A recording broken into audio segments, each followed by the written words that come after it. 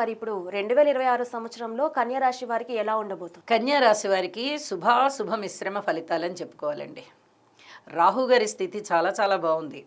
కాబట్టి వీళ్ళకి ధన ఆదాయం చాలా బాగుంటుంది. అలాగే విజయ అవకాశాలు బాగా ఎక్కువగా ఉంటాయి. ఇప్పటి వరకు చేసినటువంటి పనులలో వీరు ఎంత కృషి చేశారో ఆ మేరకు చాలా అద్భుతమైన విజయ అవకాశాలన్నీ వస్తాయి. శత్రువులు మిత్రులుగా మారేటటువంటి అవకాశం ఉంది. చాలా వరకు సంతృప్తికరమైన జీవితాన్ని రాహు ఇచ్చేస్తున్నారు ఇక్కడ. అయితే శనిగారి బలం లేదు. రాశిని చూస్తున్నారు. తగవులుంటాయి, కలహాలుంటాయి, కొట్లాటలుంటాయి, ఏదన్నా ఆస్తి నష్టం ఉంటుంది. ఇలాంటివన్నీ కూడా కొంచెం ఈ శనిగారి వల్ల ఇబ్బందులు అనేవి చాలా స్పష్టంగా కనిపిస్తూ ఉన్నాయి. భార్యాభర్తల మధ్య అనుకూలత లేకపోవడము, ఒక పట్టాన వివాహం కుదరకపోవడము, లేకపోతే పిల్లలు సంతానం ఇంట్లో సెటిల్ అవ్వకపోవడము. ఒకవేళ ఈ కన్యా రాశి వారికే ఈ మధ్యకాలంలో పెళ్ళి అయినటువంటి వారైతే అంత తొందరగా పిల్లలు మనకి కలగడానికి ఏంటి ఇంకా ఆటంకాలు కలుగుతున్నాయని వారు కొంచెం వ్యధ చెందడానికి ఇలాంటి వాటన్నిటికీ కూడా అవకాశాలు కనిపిస్తున్నాయి. ఉద్యోగ జీవితంలో జూన్ 1 వరకు ఉద్యోగ జీవితంలో కాస్త మనోవ్యధ పెరుగుతుంది. ఉద్యోగంలో పై అధికారుల యొక్క మందలింపులు ఎక్కువగా ఉండడానికి అవకాశం ఉంది. తోటి ఉద్యోగస్తుల సహాయ సహకారాలు తక్కువగా ఉంటాయి, ఖర్చులు ఎక్కువగా ఉంటాయి, కాస్త అపనిందలు ఉండడానికి అవకాశం ఉంది.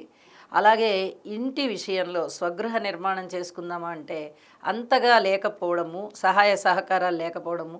అన్నీ బాగున్నాయండి, అన్నీ మాకు లోన్ వచ్చే అవకాశం ఉంది, ఇల్లు కట్టుకోవడానికి అంతా బాగుంది అంటాము.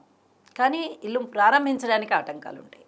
ఇంకా ఎందుకు ఆటంకాలు అంటే ఏ మూఢమో వస్తుంది, లేదా అంటే లోన్ మీకు ఇస్తామండి, ఒక నెల ఆగండి, ఇప్పుడు ఇంకా ఇయర్ ఎండింగ్ వచ్చేస్తుంది, మాకు ఇప్పుడు ఇవ్వడానికి కుదరదండి అని ఇలా చెప్పడం. లేకపోతే మీకు లోన్ తక్కువగా వస్తుందండి, మీరు ఇంకో ఏర్పాటు ఏదైనా చేసుకోండి, 2 రకాల లోన్లు ఉంటే తప్ప ఇల్లు కట్టుకోలేరు, తక్కువ అమౌంట్లు వస్తే అంతే. ఇలా ఏమన్నా చెప్పడము, ఇలాంటి మాటలు వీళ్ళు వినడం వల్ల, సరైన వ్యక్తులని కన్సల్ట్ అవ్వకుండా ఉండడం వల్ల, ఇలాంటి ఆటంకాలు ఏమన్నా విని వీళ్ళు నెగిటివ్ విని, అరే ఇప్పుడు మనం వెళ్ళలేమా ఇంటికి, అయితే మనకి సరైన లోన్ రాదా అని చెప్పి కొంచెం మదన పడ్డం, అలాంటివన్నీ ఉంటాయి. ఇలాంటివి ఉండడానికి అవకాశాలు చాలా కనిపిస్తూ ఉంటాయి. అయితే జూన్ 1 తర్వాత లాభస్థానంలోకి ఉచ్చస్థానంలోకి గురువుగారు వస్తున్నారు. కన్యా రాశి వారికి చాలా అద్భుతమైన ఫలితాలను ఇస్తారు. అప్పుడు చాలా చాలా బాగుంటుంది అప్పుడు. అయితే ఇక్కడ ఎక్కువగా ధనము ఖర్చు అవ్వడము, దూర ప్రాంత ప్రయాణాలు వెళ్ళడము, దాన ధర్మాలు ఎక్కువగా చేస్తారు.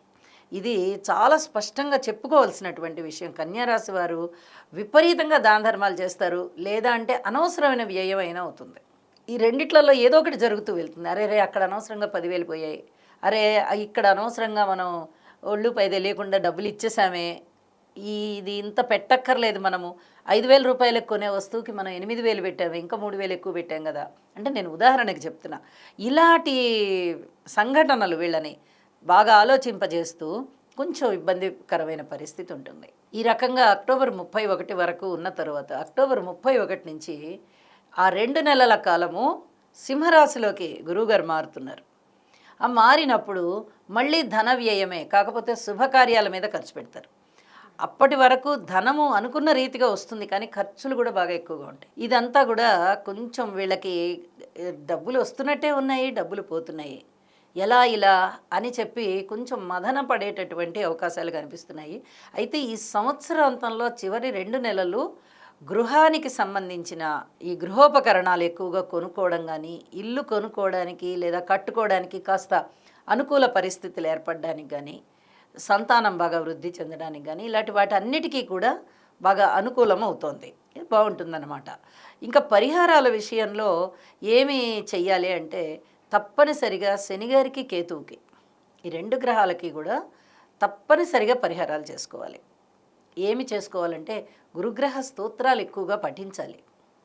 గురువుని నమ్ముకుంటే శిక్షలు తగ్గుతాయి. ఇప్పుడు శనిగారి యొక్క దృష్టి రాశి మీద పడుతూ ఉన్నప్పుడు చాలా ఇబ్బందికరమైనటువంటి పరిస్థితులు, వీళ్ళు చెయ్యని తప్పులు వీళ్ళ మీద ఆపాదించబడతాయి. అలాంటప్పుడు ఏదో ఒక వీళ్ళకి పనిష్మెంట్ ఇవ్వాలి అని అనుకుంటారు కదా, నువ్వు నాకు ఇలాంటి హాని చేస్తావా, నేను నీకు ఇలా చేస్తానుండు అని మనుషులు అనుకోవడం చాలా సహజం. ఆ పనిష్మెంట్ అనేది మనం తెలుగులో శిక్ష అంటున్నాం. అలాంటి శిక్ష కొంచెం తగ్గడానికి అవకాశం ఉంటుంది. ఇక్కడ శని గారికి పరిహారాలు చేసుకోవాలి, ఇటు గురువు గారికి కూడా పరిహారాలు చేసుకోవాలి. లాభస్థానంలో బాగున్నారు ఆయన, కానీ ఇప్పుడు దశమంలో ఉన్నారు కదా.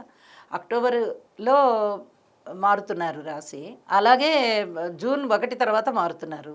మరి ఇప్పుడు ప్రస్తుతం జూన్ 1 వరకు దశమ స్థానంలో ఉన్నారు కాబట్టి ఉద్యోగ జీవితంలో చాలా జాగ్రత్తగా ఉండడము, పై అధికారులతో వినయ విధేయతలు చూపించడము ఇలాగ చెయ్యాలి.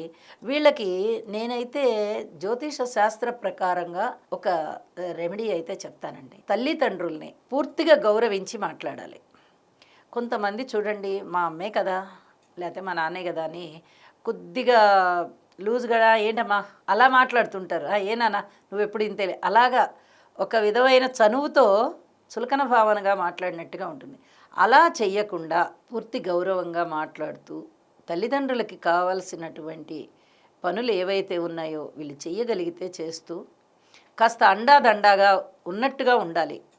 అలా ఉంటూ ఉన్నట్లయితే ఆ మాతృమూర్తి, ఆ తండ్రి, వారిద్దరూ కూడా లోపల అంతరంగంలో ఉప్పొంగిపోతారు. అబ్బా నా సంతానం, అబ్బాయి అవ్వచ్చు అమ్మాయి అవ్వచ్చు, మాటకి బాబు అని చెప్పడం, వాళ్ళు నా పిల్లలు కదా నాకు సపోర్ట్ వచ్చారు, నా పిల్లలు కదా నన్ను ప్రేమగా ఉన్నారు అని వాళ్ళు ఎప్పుడైతే ఆనందపడతారో అది ఆ సంతానానికి ఒక ఆశీర్వచనం అవుతుంది. అది గురువు యొక్క ఆశీర్వచనాలతో, భగవంతుడు ఇచ్చిన ఆశీర్వచనాలతో సమానం అవుతుంది.